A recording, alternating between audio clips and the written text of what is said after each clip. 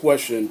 My name is Davy. I'm an activist in Rochester, have been for the last 18 years, exposing police misconduct and corruption on the part of the RPD.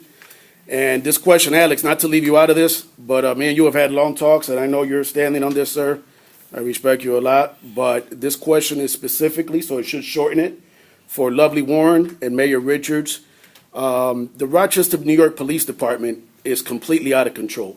From a viral video of an African-American disabled one-leg amputee being body slammed, pepper sprayed, and beaten by two Rochester police officers on the corner of Jefferson and Bartlett, to RPD officer Chris Bergstrom.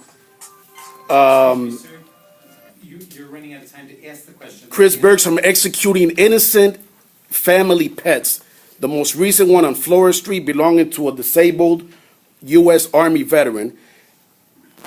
Mayor, you're mayor already, so this is more for Lovely Warren. If elected mayor, Ms. Warren, what do you plan to do to get our racist, corrupt police force in check? I think that we have to diversify our police force, and that is why for the last almost 3 years, one of the things that I have done was lead the charge in going to our local churches and going to recruit more African American and Latino people for our police department and our fire department and our 911 services. And I believe that that is important because you bring a different perspective. It's not about a racial issue, but I think that it gives people from other races an opportunity to work with some people that are from the community, either Latino or African American, and bring a different perspective to the police department. It is a way to uplift everyone and not badger or bring down people, but to diversify our police force is something that I believe in and I think is very, very important, and I have personally advocated for that. You know, since 1979 we had a consent decree and it was not being followed. We kept getting waivers from the federal government, and for the first time we were able to graduate more African Americans, and both African Americans, Latino, and women in both our fire department and our police department because of that effort.